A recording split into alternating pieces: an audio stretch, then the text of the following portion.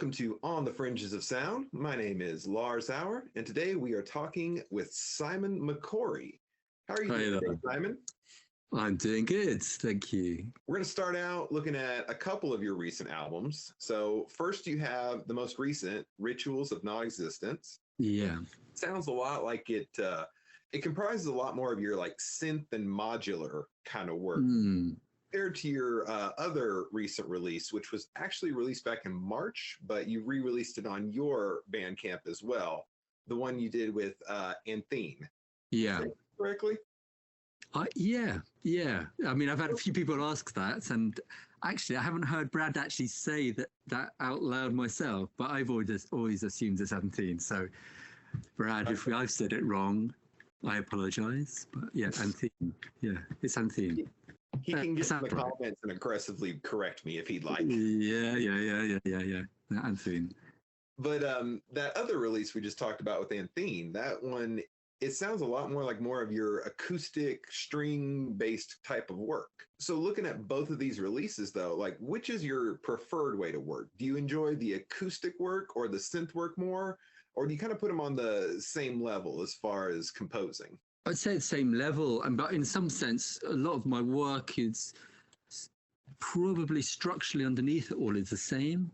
The external and the veneer probably sounds very different. A lot of the ideas underneath it are changing all the time, but are changing all the time. But there is a set of, if you like, structures, ideas, philosophies, if you like, which have been evolving over many, many years for a long time, probably and longer than I've been working as a solo artist in this kind of incarnation since 2017. So in some sense, so on the outside, they sound very different and seem like very different works, you know, and like Rituals is in some sense, is a very stark, in some sense, is a very challenging album, I would say, for a lot of people to listen to. And the work with Anthene is much more approachable. My part in that work, because obviously there's Brad's approach there as well, is very similar. The work with collaborative work is always different, and I think Brad would agree with that. That I think that work, I mean, both of us are so happy how that turned out. I think for our three collaborations with each other, you know, that has been by far our best. It sort of had a difficult kind of birth because, you know, that was written, most of the work was done in 21, the last bit of work in 22, and it took, you know, a year to get out. And we had a lot of problem with the vinyl getting pressed. And so it took till, I think, you know, like a few weeks ago that the vinyl actually arrived. We had like 4 test pressings before it was right. And I think it got to the third test pressing was right. And then it got to being pressed. And then where it was getting pressed, they kind of sent it all back and said it could be start again. And, you know, it took another couple of months. Anyway, it's all good. It sounds very sweet and everything.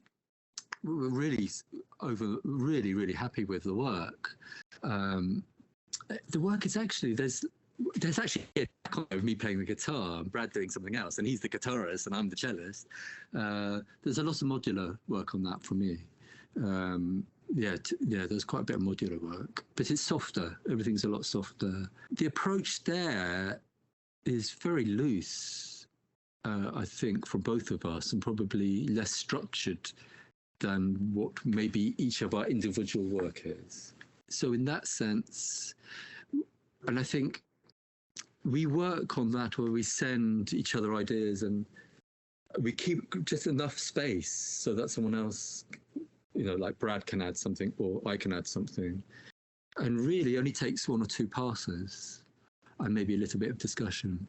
So whenever you guys are collaborating, you're basically just like sending the track back and forth, like you add something and then you send it over to Brad, he adds something, and then you guys determine whether it's like that's enough or is there room for something else? Yeah, pretty much one pass back and that's the track is finished, and very rarely do we add something extra. And that's usually by suggestion by one of us. And usually, sometimes it's by peeling something back. Sometimes it's that, or sometimes it's just one of us tweaking our original part we sent because we feel that there was too much in it, or we feel that the progression could be enhanced by just slightly tweaking it. But yeah, it's really very little work on it. It's that collaboration is a very natural collaboration, and it always has been that way. And I think over the 3 albums, we've it's just become more organic, and I think it shows in that album. I think Brad would feel the same. It's sort of very naturally. For me, it's very pleasing because each piece feels like it has a very good shape and trajectory. It really feels like begins and finishes properly. So I wanted to go back in time a little bit to some of your past work. So the first time I was ever exposed to your music was your 2021 album, And Where Are You Really From? So listening back to that, I can definitely hear all of your string influences along with the synth and modular kind of work. But it feels like you've branched out a bit and really expanded on it. So do you feel like your approach to creation has changed at all? And do you feel like your end result has changed at all over the years? Yeah, I mean, I am always pushing, whether I'm happy with that or not. I mean, I don't know. I mean, at the moment, I'm a kind of period of reassessment of what it is that I do. Interesting, I've delved a lot more into modular, especially the last couple of years. I mean, I don't have a big modular setup. I think when I first started this kind of incarnation as a solo artist, it was off the back of being a sound designer in theatre and composer in theatre. And yes, my palette in that realm outside of this solo project is much larger. But this project started really as a performance project. So whatever I was writing, I had to be able to perform. And it was with that aim in view. So that's why I really stuck to the cello. And so I didn't really want to have too many pre-records, if any. I really wanted everything to be things I could present through the instruments I was using. So really, then I started expanding into kind of small semi-modular stuff, anything which I could start bringing into a live set. That's why I started bringing in modular. I've got a Digitact here, which I've started bringing in. I have recently done a couple of gigs using just modular and the Digitact, and using Ableton a little bit. I'm not a purist totally in that way. Right. I do like modular because it's hands-on. Being a musician, I do love the mistakes which can be made with that. I'm not a digital analog purist in that sense, but it's more about hands-on control for me. Right. And I do filling in the piano roll. Yeah, in the head. I mean, in my theatre work, I do use VSTs and stuff because of its ease of use. But I do find I'm so much here. I do love. Actually, since getting into modular, I even found in my sound design work, I'm just so much quicker at arriving at the results I want. Using something like modular. I've even stopped using VSTs, even libraries, in favor of sticking to just cello and modular and samples I make. Because, sorry, what's that? I said blasphemy. I know, it's a blasphemy. Because I'm finding the results more organic. And very interestingly quicker. I think. I mean, it's everyone is to their own. But I think from years of doing that, I got myself into the position of searching through presets and adjusting them, and I found that process personally kind of frustrating. Kind of slow, frustrating. I mean, I love Native Instruments, FM8, and I love programming it. Language. Yeah, so I mean, I think it was really because of the live thing that kind of seeing that kind of progression and me exploring that is really about what can I do live and what do I feel is going to hopefully be interesting as a live performer rather than So it's me kind of gaining confidence in those new tools. However, I think there is also a progression structurally going on my head. And an interesting progression also, because I found that's changed, because my recent work has been cello orientated again, but I've changed the way I play the cello because of my work with modular, which has been, I find interesting. How would you describe how you've changed your playing of the cello? There's more textural stuff. I've been much more interested in those changes of tone and how to achieve those changes of tone. I've done kind of restripping back on my technique and been learning new technique, which is still quite classical stuff I couldn't do before, but using that back into modular. Modular's taught me to be slower, not in terms of playing slower, but in terms of being patient.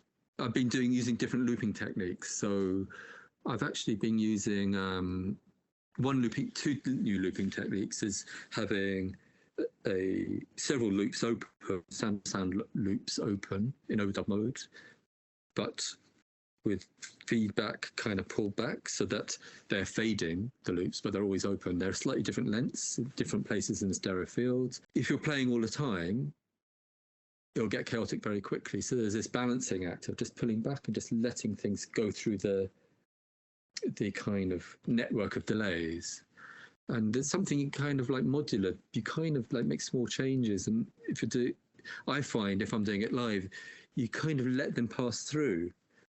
The kind of things pass through and just hear and rate before reacting.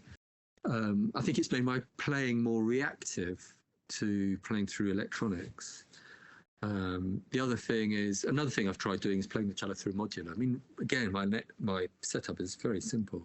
So one thing I have is a mimeophone, which is like a make noise mimeophone. It's like a delay, but it has it's you can glitch the delay, so that's kind of interesting in itself.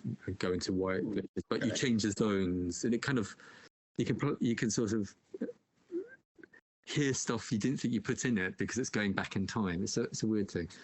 But what's interesting about it is it can have up to like a 40-second delay, and you can then slightly change the speed of it. So you get nice tape wobbles if you kind of have slightly kind of glitched LFOs and do slight little filter sweeps on the on it and things like that. And it's kind of not. I really like it. You can push it into kind of a slight overdrive territory as well. So it really works nicely on the acoustic. I mean, I couldn't quite use that live because the acoustic would just get into howling territory because it will feed back quite nastily. But for recording, it's doing kind of an improvisation and recording with it. It's really interesting. So I'm slowly collecting that, but you sort of have to be patient. I have to be patient. So you play the instrument and just hear. You have to wait back and hear what's unfolding and layer on top of it. And there's a kind of philosophy coming of not imposing too much, adding something, reacting to it, letting the sound world speak back, and then answering back, and seeing and being reactive to what unfolds. And modular is a little bit, working modular is a little bit like that. While we're talking about your live performances, you recently made an announcement. I think I saw it on your Twitter feed, but you're going to be involved in some kind of audio-visual performance that's happening in Japan later this year. So is there extra details you can give us about that project? Yeah, it's going to be a contemporary dance piece called In the Middle of Nowhere, which is with a choreographer, dancer, Satoko Fukuda, who I met just before COVID, well, actually a little bit before COVID, when she was in London. And we did this piece called In the Middle of Nowhere at a venue called The Place in London. And originally we were going to perform this in Yokohama as part of a dance festival. And I got funding from Daiwa Foundation to go out to be part of the performance there. But because of COVID, couldn't use the funding to travel. But the funding stayed, and Dawa Foundation kindly, well, they did that with all their projects, held on to that funding. And obviously that performance couldn't happen. So we had to sort of kind of make a new project, which is going to be in September. So we'll be doing a new piece. It's not a new piece, it's an old piece which we did as a video called Nature in Nature, which is actually on YouTube. Which I did the music for, which she did with a DOP, Yuko Shindo, and that's which he's going to be involved with. He's going to be involved with again. It's going to be in a gallery venue space in Tokyo. So that's going to be the first part of the project. So we'll be performing that, but with another dancer. First week. That'll be the first week of the trip. So we'll develop that. I won't be taking a cello with me, but I will be hiring a cello for Tokyo. Then I'll go to, looks like I'll go to Kyoto and maybe Osaka, and hopefully do some, I'm just in details of seeing if it's possible, a couple of gigs there, which will be electronics based. So potentially a small modular setup, maybe not, maybe just an Ableton and maybe a Digitact setup. And I might even take a melodica. That'll be my acoustic instrument. I'm still contemplating what to do. So what is your role going to be for this dance project in Tokyo? Are you the sound designer and composer again? Or? Yeah, basically. Yeah, I mean, it's music I've written. I have to kind of re-realize it for cello and laptop. I mean, it was really kind of, it was cello and electronics. It can't be as we did it because I kind of did tricks with dictaphones and found sound and stuff. So what I might do is depend on pre-records. I think it's a different context to maybe solo performance stuff that I can use pre-records. Not be that precious about that because it's a different case because I have to be cue on. You know, the cues have to be quite precise. I can't be faffing around in the same way. So aside from this project you have coming up in Japan later this year, what else are you currently working on? Are we going to get another album before the end of the year, or are we going to have 2024? There's an album. Actually, I've been quite quiet this year. To be honest, for me, I've been quite quiet, which is good. There'll be an album in September on Sea Blue Audio. We just kind of finalised that this week, so in the process of that. So you know, a teaser trailer, taster, or however you call it, I just put that together. It's cello work. It's actually my next couple of albums. I've got another album lined up. It's all cello work. The other, this with Sea Blue is purely cello work. Actually, very much the delay network I was talking to you about. It's one of the pieces was for contemporary dance, was used for a contemporary dance piece, which was at Sadler's Wells for a piece called Eye the Storm. Actually, the album's called Eye the Storm.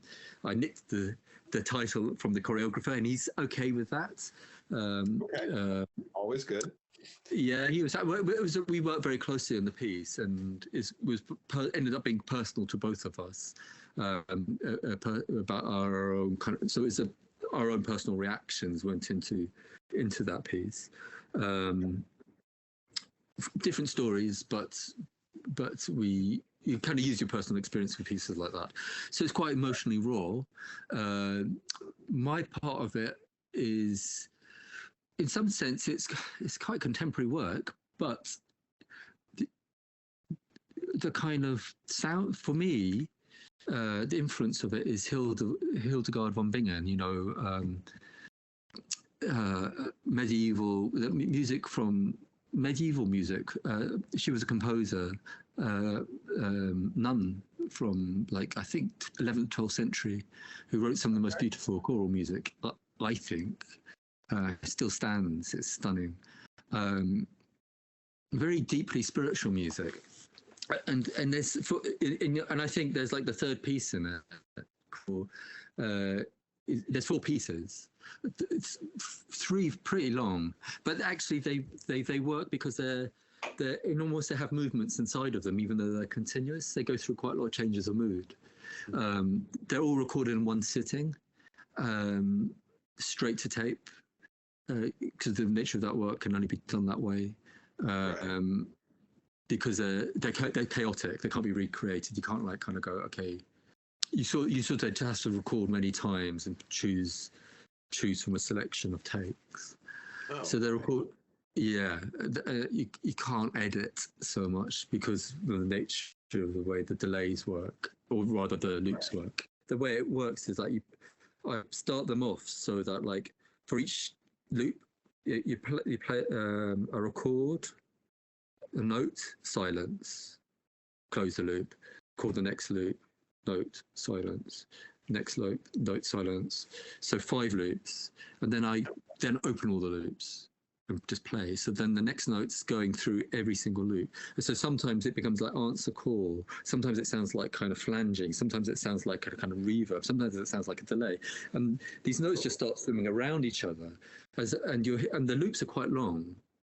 So when you play one note, sometimes it's happening at the same time through all the loops. Sometimes it's kind of moving. It's being truncated in different ways, and you just don't know when you play where it's going and how it's going to go through. Because they're not. There's no trickery in terms of any more effects through it. It's just it is almost like the delays. The loops that kind of make the reverb themselves by the way they work. So there's just like 1 in the center, 2 like at 3 o'clock, if you like, 3 o'clock and 6, 3 o'clock and 9 o'clock, 5 o'clock and 7 o'clock kind of thing. And it sort of just does this. It swims around, and then they slowly die away, old material. It's kind of, I kind of like it. For me, it was just after a few months after I came out of hospital. There was a lot kind of what happened to me, and because there was like lots of quite weird symptoms, so there's kind of a lot of personal confusion for me at that time, and so I like my statement to the thing that I said to Matthew is like an artist's kind of response to chaos. It's an artistic response to chaos, spiritual response to chaos, and that's how I would describe the pieces.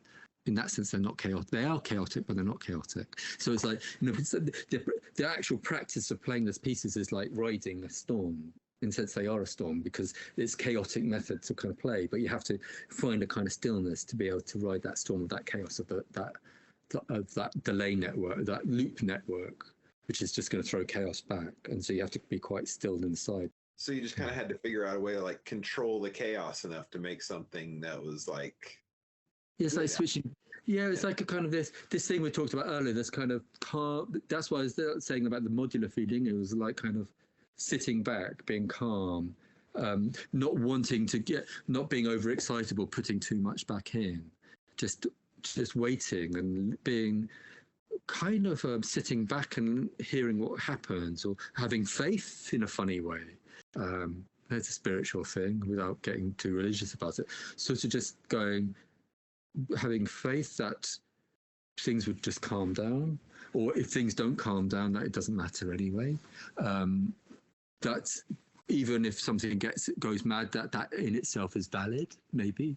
Do you know what I mean? Because I can put it goes mad. I just stick things in, take them out of overdub. Or if it starts going mad, I just take out. Oh yeah, fine. I'll just take down the feedback a little bit. Oh, that sounds interesting. Oh yeah, I've got an EQ on that. So at the end of the chain, I'll just bring down the high cut filter or low pass filter, or however you want to call it, but just to kind of take off the top end, and that will slowly calm it down. A bit like medication I take. It kind of just slowly calms down the electricity in my brain. So you said this album is coming out in September. September 22nd. I think that's the working date. I think it's going to be put into pre-order at the beginning of September. It's going to be on tape. And there's another cello album. It's a bit more of a mixture, some electronics, but mostly cello. Going to be on Waxing Crescent in No fixed date. That'll be the beginning of next year, 2024. Oh, okay. So you got the release coming on Sea Blue Audio, Eye of the Storm. That's going to be around mid to late September. We're looking at September 22nd to be specific. You've got another one coming out on Waxing Crescent Records. Don't have a release date on that, but we're probably looking at like the end of the year to maybe the beginning of 2024. No, it'll be later in 2024. I guess March. Oh, okay. And there'll be, and I think, I'm just trying to think what's finished. There was a lovely collaboration with an artist called Woodrow, artist named Woodrow, Ray Robinson. It's a really nice album, actually. Yeah, guitar based. His work is guitar based. And mostly again on that me cello with some. I put some modular in that. I mean, nothing fancy, but yeah, it's nice. It's a very earthy, pastoral album. But I mean, pastoral, but not like when I say pastoral, it's very. I mean, it's earthy. He named it, and it's got really suitable names of the tracks. That's going to be in White Labrax first quarter of 2024. So for the rest of the year, we've got your album coming out on Sea Blue Audio, and then you've got a collaboration with Woodrow that'll be out sometime in early 2024. And then we're looking at one on Waxing Crescent Records as well. That's going to be around later in 2024, probably about mid to late 2024. Because I think the first quarter as well. First quarter as well. Okay. So in the meantime, where can everybody find you on social media? I know you are on Twitter for now. We all know Twitter is slowly turning into a cesspool. So how much longer we're all still there. Yeah, are you also on Instagram as well? Yeah. So I've got Simon McCorry or Simon Patrick McCorry even. I never know. That's my middle name. So yeah, Instagram. Have you gone over to Threads yet? I have. But I think I've only put one thread up. It's kind of weird, isn't it? It's kind of like it's like kind of early days of CB radio. It kind of like yeah. The guys on the Audionautic podcast, Curtis and Sunwarper, they did a whole show about it the other day, and we're all kind of feeling the same way. It's just like it's cool, but DM. I can't do a DM. I can't no hashtag. Like, what is happening here? Why did you do this, guys? You could have waited like 2 more months. It's just another thing to. I mean, it is. I suppose out of social media, I really like. I mean, I know they're big corporations, blah blah blah, but I really like Instagram because I like the kind of combination of image and the discussions. I mean, it's a bit hard because of links and blah blah blah, but I like Instagram and I like discussion with Instagram. And Twitter used to have that, but I like Instagram because the thing about image and sharing an image, there's always a talking point. We can find you on Twitter for now, Instagram, of course, and you've even gotten on Threads, which we'll see how that goes. And like I said, you got new album coming out next month. No, not next month. September. Month after, Month after next, So and that's gonna be on Sea Blue Audio, and then first quarter of 2024, we got 2 more coming from you. One is a collaboration with Woodrow, coming out on White Label Rex, and then you've got your own album coming out on Waxing Crescent Records. Simon, thanks so much for joining me on here. I really appreciate getting to hear about your process and all the stuff you've done so far and what you got coming up. Really excited to hear what you have coming on Waxing Crescent Records, though. One of my favorites. And thank you. It's been lovely to chat. Yeah. Oh, no problem. Again, thanks for joining me. And hopefully in the near future, we can do this again sometime. Yeah, definitely. Brilliant.